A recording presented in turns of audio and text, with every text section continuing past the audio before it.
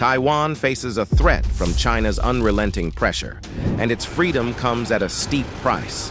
The island nation has no choice but to pay the cost, even if it means fighting to the death. In a remarkable display of determination, Taiwan has been developing advanced weapons and bolstering its military capabilities, rivaling those of world powers. The stakes are high in this intense showdown between Taiwan and China. Will Taiwan's bravery and strategy be enough to deter China's aggression and secure its independence? Join us as we reveal Taiwan's secret submarine to wipe out China. In seconds, Taiwan versus China. A long simmering conflict is escalating, likened to a volcano on the brink of eruption. China's actions are provoking Taiwan, but it is uncertain if this strategy is wise, given the United States' support for Taiwan and the island nation's ongoing military development. Taiwan, officially known as the Republic of China, is a sovereign state with a contentious political status. The Taiwan issue refers to the ongoing debate surrounding Taiwan's political standing, with far-reaching implications for the region's stability and global politics. This complex dispute has been ongoing for ages, with no clear resolution in sight. This controversy first emerged in the mid-20th century, originating from the Chinese Civil War and the founding of the People's Republic of China on the mainland in 1949.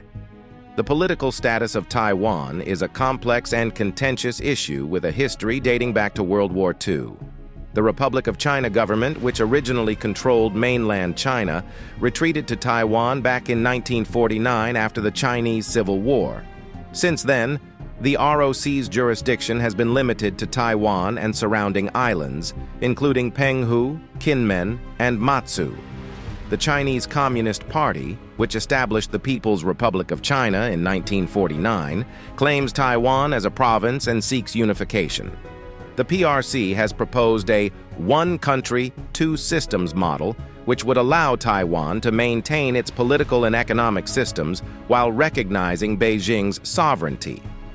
However, Taiwan has rejected this proposal, fearing it would lead to a loss of autonomy and democracy. Taiwan's political parties are divided between those seeking eventual unification with China and those advocating for international recognition as a sovereign state.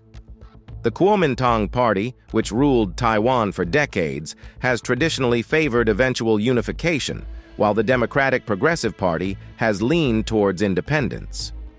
With the extended disagreements, China is becoming more forceful, more daring.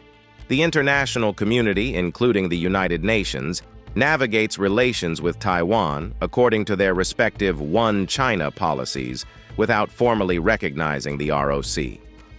This delicate balancing act aims to maintain stability in the region while avoiding confrontation with China, but that might be too late. As the political landscape continues to evolve, the future of Taiwan's political status remains uncertain. Taiwan, excluding Penghu, was first populated by Austronesian people. Chinese people started settling in southern Taiwan by the late 16th century. The island was partially colonized by the Dutch, who arrived in 1623. In 1887, the island was made into a separate province to speed up development in this region. In the aftermath of the First Sino-Japanese War, Taiwan and Penghu were ceded by the Qing dynasty to Japan in 1895 under the Treaty of Shimonoseki. Academics Frank S.T.H. Xiao and Lawrence R. Sullivan suggest that the early Chinese Communist Party viewed Taiwanese as a separate minzu, an anthropology term that can refer to people, nation, race, or ethnic group. They theorize that being Chinese hinged on belonging to the same culture, but by that time Taiwan had already undergone Japanization. That Taiwan has always been part of China is dubious at best. It was always at the periphery, and most of the time outside the periphery, of the Chinese Empire. And from recent history, it is also clear that the PRC was established in 1949, and the ROC and Taiwan have gone very different ways. The PRC has undoubtedly become a powerful and influential world power, but it is still ruled by a repressive, authoritarian CCP regime.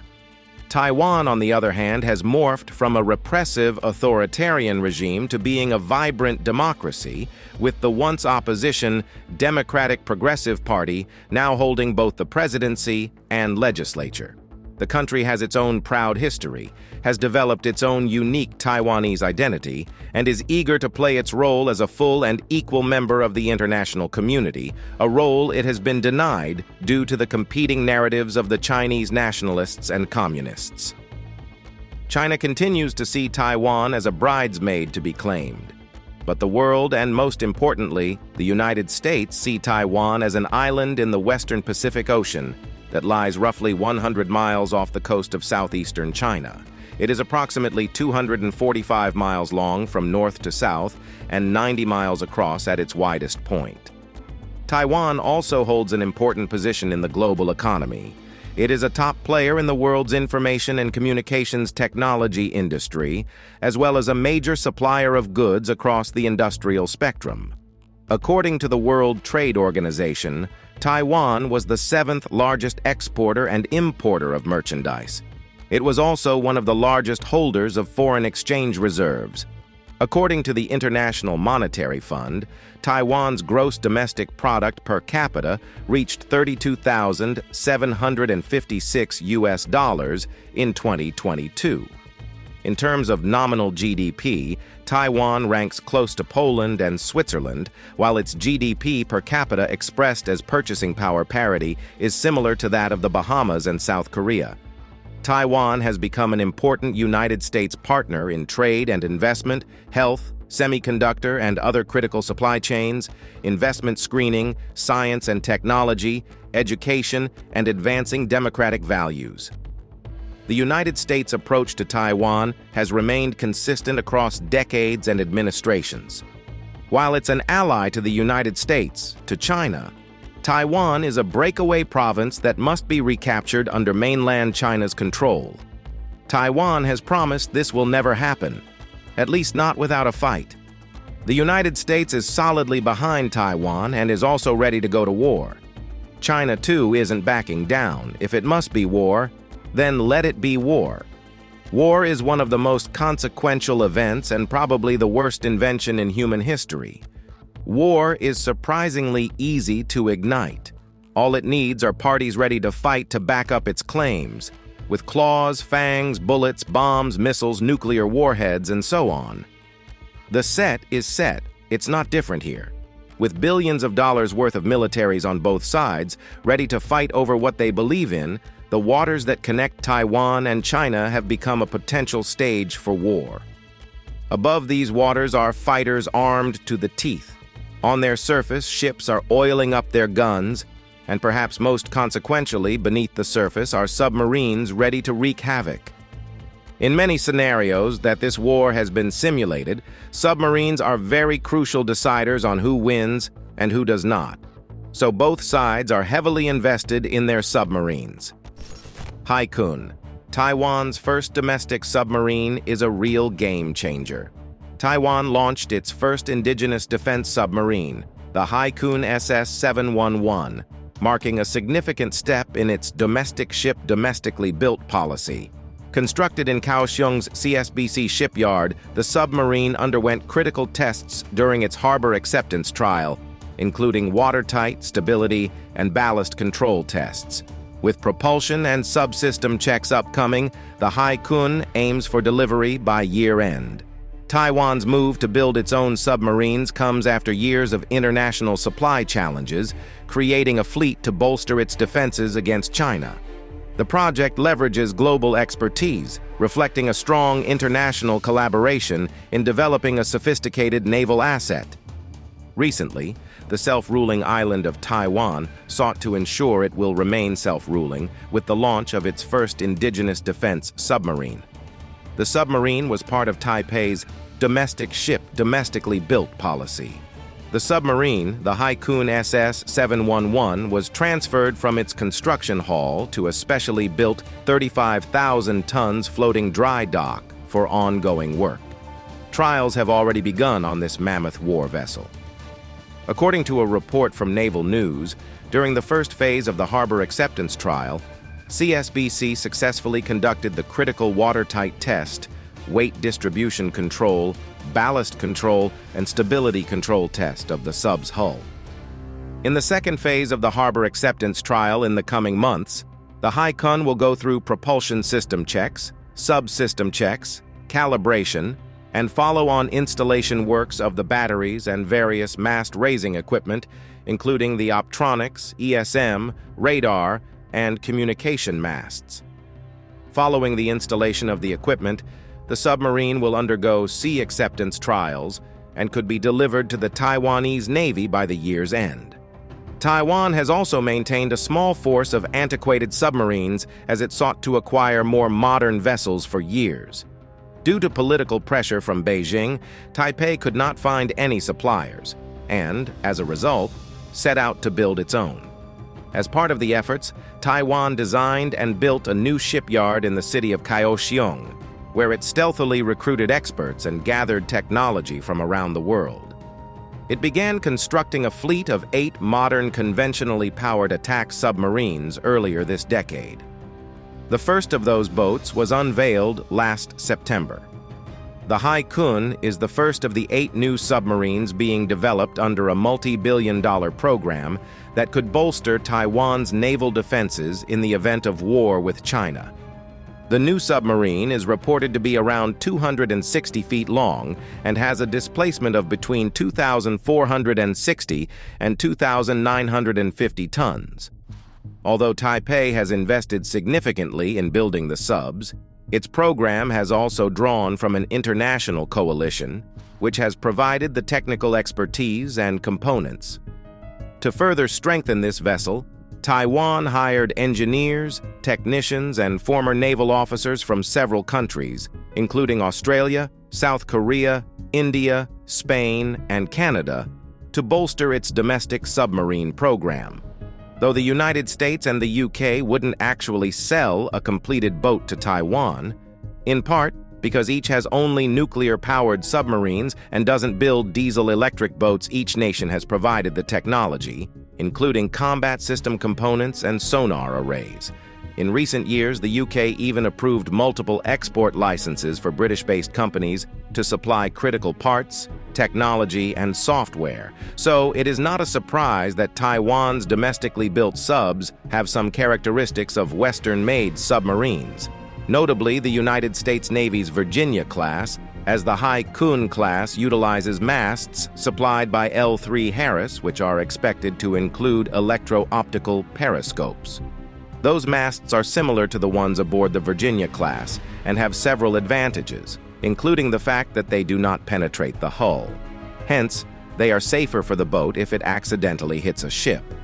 Another advantage is that they are modular, meaning new masts can easily be switched in or out.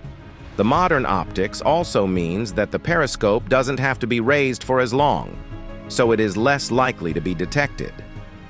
The Taiwanese Navy's submarine will likely be armed with the United States-supplied Mk-48 Mod 6 advanced technology heavyweight torpedoes, which were approved for sale to Taiwan back in 2020, along with a submarine-launched version of the United States Navy's Harpoon anti-ship missile.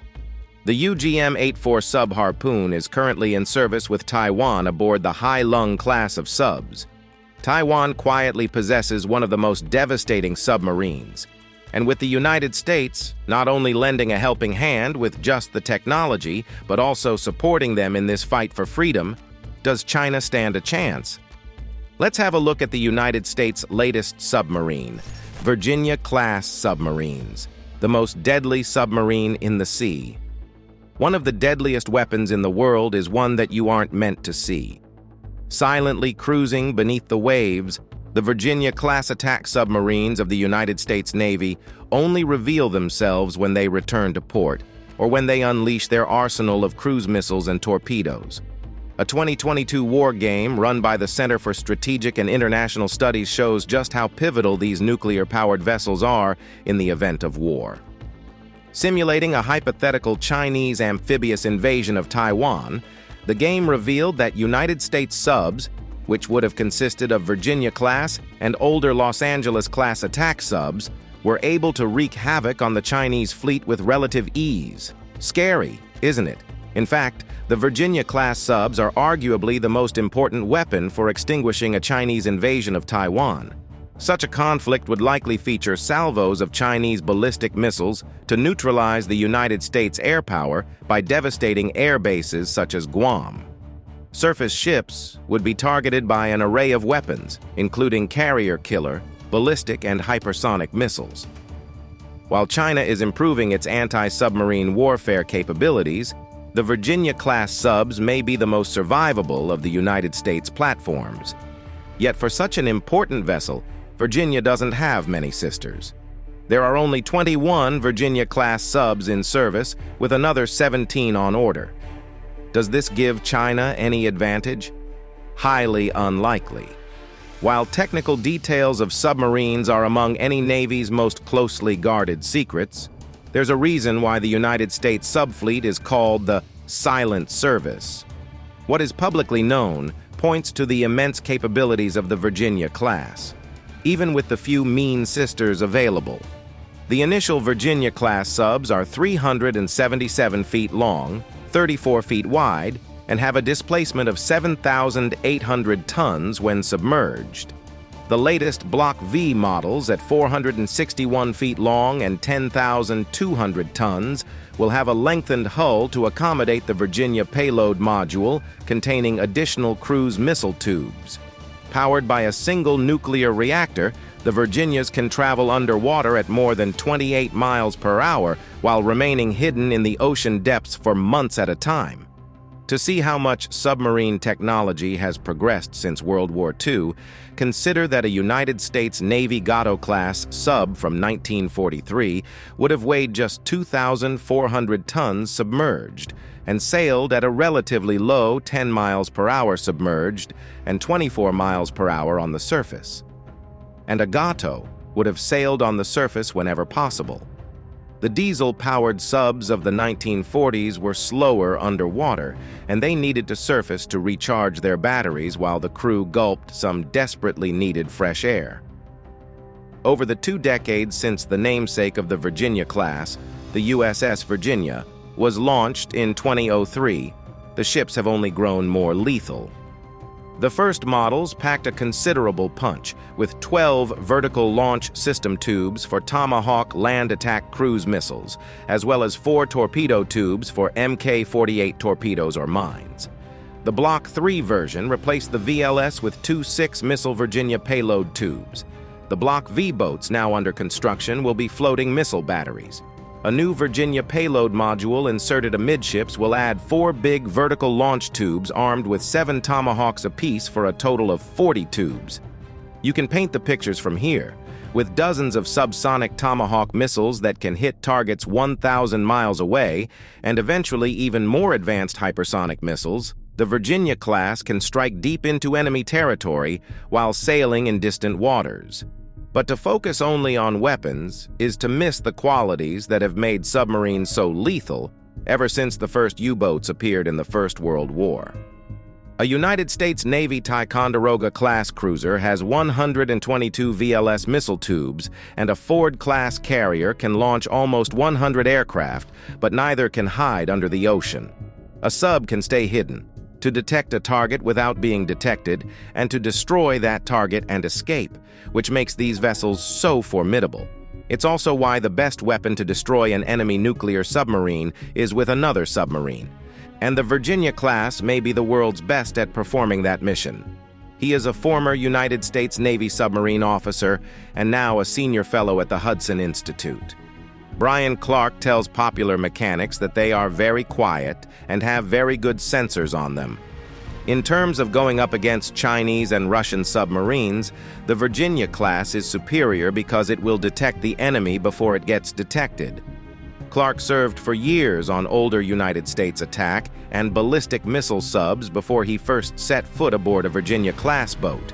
Said it was an eye-opening experience. A Virginia versus a Los Angeles is like night and day just in terms of digitization and computerization. For example, forget those World War II movies where the submarine captain peers through the periscope. On the Virginia-class, the periscope doesn't go through the hull. The periscope is just a camera on a mast that goes up. And then you sit in the control room and watch the video display. Even foreign nations want to embrace Virginia. Australia decided to replace its Collins-class diesel subs with 5 Virginia-class boats in the 2030s. All the pictures that have been painted aren't even scary enough when you consider that the Virginia-class submarines are a mere alternative to an even superior subclass. Calling a $4 billion submarine cheap sounds like an oxymoron. But among other reasons, the United States Navy built the Virginia-class because its first choice was too expensive. In the early 1980s, the Navy worried that existing Los Angeles-class attack subs, first commissioned in 1976, couldn't cope with a new generation of Soviet subs like the quiet Akula class. The Navy's response was the Seawolf class, a group of highly advanced submarines that would have cost $3 billion apiece, that is around $6 billion today, making them the most expensive United States attack submarines. In the end, the Navy built just 3 Seawolves. At the same time, with the end of the Cold War, there seemed to be little need for ultra-expensive attack subs designed to combat a shrinking and decrepit Russian submarine fleet. China had yet to be perceived as a threat at this point. Instead of the Blue Water Fleet in the North Atlantic, the Navy focused on littoral warfare, conducting minor operations close to shore in regions such as the Persian Gulf. As design work began in the early 1990s to replace the Los Angeles class, the Navy needed an attack sub that wasn't quite as capable as the Seawolf class, less expensive and easier to build. The result was the Virginia class, which incorporated many technologies from the Seawolf, but in a smaller and slower form. Including the Virginia Payload Module, the latest version will cost $4.3 billion per sub. Brian Clark describes the Virginia class as a compromise. According to him, the idea was to build a ship capable of handling various tasks that submarines might encounter. This included special operations, deploying SEALs ashore, gathering intelligence in littoral zones, and launching cruise missile strikes. In essence, it was a versatile jack-of-all-trades submarine. Just imagine that, and with reports the United States might be revisiting this expensive sea monster soon. Where is China going to hide? How is it going to deal with this? China's strengthening of nuclear submarine. After China must have been jolted from its dreams a day before, on June 27, 2024, China suddenly demonstrated its unwavering commitment to enhancing its nuclear submarine capabilities. Despite encountering challenges such as the serious accident in October last year involving a Type 093 nuclear submarine. The incident resulted in the tragic loss of 55 Chinese Navy personnel. But this war must be fought and won, so the almighty China must forge on. So, celebrating the 70th anniversary of its submarine fleet, CCTV Military Channel aired a promotional video on June 20th, capturing the attention of Chinese military enthusiasts. China's sea-based nuclear force is strengthened by the Type 094 strategic nuclear submarine, which now features improved variants capable of deploying JL-2 and JL-3 submarine-launched ballistic missiles. An officer from the Chinese Navy's submarine fleet described the development focus of the PLA's submarine force as both nuclear and conventional, with an emphasis on nuclear capabilities. Recently, a strategic nuclear submarine of Type 094A surfaced in the Taiwan Strait and proceeded north, escorted by a warship, suggesting a possible malfunction that forced it to surface. In recent years, China has vigorously built up its nuclear capabilities, constructing numerous missile silos in the northwest, clearly preparing for contingencies in the Taiwan Strait. Originally, China thought 300 nuclear warheads would suffice to deter any major power, but the COVID-19 pandemic, which saw millions of deaths in the United States, while maintaining social stability, altered Chinese perceptions. The U.S.'s restraint during the Russia-Ukraine conflict has provided China with significant insights. According to a report by the Stockholm International Peace Research Institute, China's nuclear arsenal reached 500 warheads in January this year, a significant increase of 90 from the previous year. It is estimated that China actually possesses over 1,000 nuclear warheads. With the rapid development of China's Navy and Air Force, the Chinese military is increasingly gaining an undeniable advantage within the First Island chain. As the balance of power shifts more to one side, maintaining calm becomes increasingly challenging.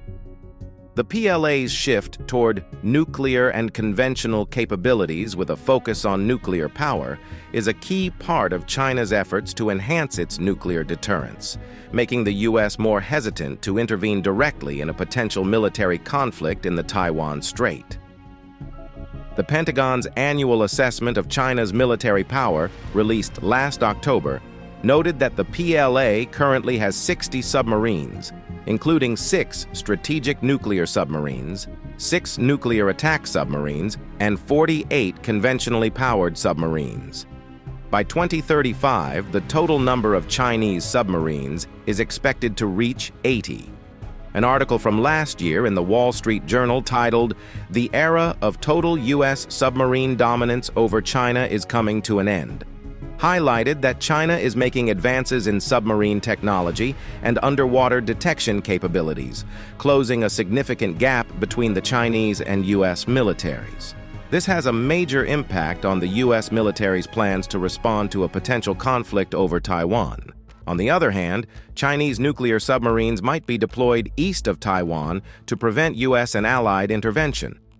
Chinese military enthusiasts speculate that Chinese nuclear submarines will soon be produced in large numbers. Once a certain technological level is achieved, the routine patrols of Chinese nuclear submarines will become more frequent, transitioning from regular patrols of attack nuclear submarines to routine patrols of strategic nuclear submarines, and eventually to strategic nuclear submarines on patrol with missiles, entering a state of combat readiness. But will Taiwan just throw in the towel? Taiwan can defend itself against China. Taiwan has expanded its asymmetric warfare capacity, which involves using smaller but highly effective weapons to make an invasion by a larger force prohibitively costly. Large-scale Chinese military drills near Taiwan are taking place just days after William Lai Ching-te, of Taiwan's ruling Democratic Progressive Party, was sworn in as president of the self-governing Democratic Island on Monday.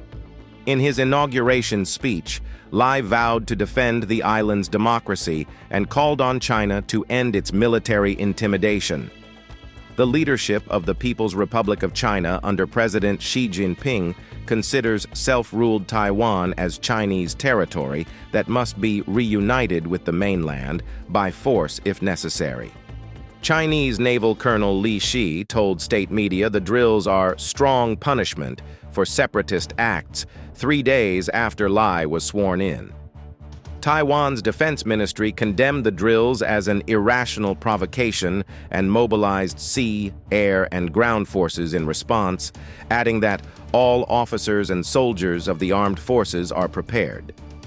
Taiwanese capability to defend itself against China's much larger People's Liberation Army has in recent years seen defense spending increase, along with the expansion of asymmetric warfare capacity, also known as the porcupine strategy. This involves using smaller but highly effective weapons to make an invasion by a larger force prohibitively costly. According to a recent U.S. congressional report on Taiwanese defense, Washington is pushing for an asymmetric approach that envisions Taiwan investing in capabilities intended to cripple an amphibious invasion through a combination of anti-ship missiles, naval mines, and other similarly small, distributable, and relatively inexpensive weapon systems. This includes the use of unmanned aerial vehicles, like the domestically developed drone Albatross II, which was unveiled last year. Low-cost munitions like mobile coastal defense cruise missiles can destroy China's expensive naval vessels and equipment. stealth fast attack craft, and miniature missile assault boats are other relatively cheap but highly effective equipment. They can be dispersed among fishing boats across Taiwan's ports. Sea mines and fast mine-laying ships could also complicate the landing operations of any invading navy. Geography is another asset in Taiwan's defense. A full-scale invasion of the island would require sending hundreds of thousands of troops across the Taiwan Strait, which would be a long and laborious operation involving thousands of ships that would be vulnerable to attack. Invading Taiwan, or mounting a successful blockade, would be the most complex military operation in modern history, involving the synchronization of air, sea, and land forces, along with cyber warfare, writes David Sachs. Sachs points out that the monsoon season means that a landing operation could only take place a few months out of the year. Additionally, there are few deep water ports or large enough landing sites on beaches, which an invading force would need. The east coast of the island is lined by cliffs that provide a natural barrier to a large-scale invasion. The shallow water of the west coast means large ships would need to anchor further offshore. Sea mines, combined with fast attack craft and missile assault boats, along with land-based munitions positioned on shores and nearby islands, would counter the PLA in its most vulnerable position before it could establish a beachhead. And even if an invading force were able to establish a beachhead, Sachs emphasizes that Taiwan's mountainous terrain limits military operations. The capital, Taipei, is situated in a bowl ringed by mountains, with a few entrance points allowing an advantage to defensive positions. Taiwan has also prepared its cities for guerrilla warfare in case the PLA does succeed in getting boots on the ground. Many portable air defense systems and mobile anti-armor weapons, such as high-mobility artillery rocket systems, can be used in urban fights, while buildings can be turned into barracks. Taiwan has also invested heavily in larger weapons systems. The United States is Taiwan's top military benefactor, and for decades, Washington has sold arms to the island under the Taiwan Relations Act, which allows for the supply of defensive weapons.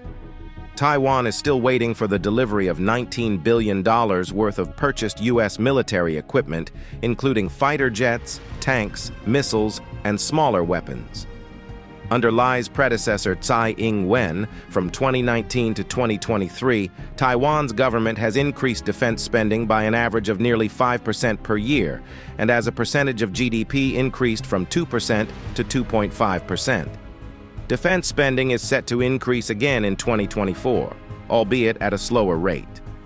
In terms of the impact of China's military exercises on Taiwanese society, defense researcher Su said the effectiveness of China's gray zone tactics, designed to divide morale among the Taiwanese public, has been gradually diminishing over time as the shock value loses effect. So Taiwan is very much ready to go toe-to-toe, man-to-man, gun-to-gun, missile-to-missile, and most importantly sub-to-sub to make sure they stay independent. And with the United States by Taiwan's side, anything is possible for the island. Thanks for watching. See you in our next video.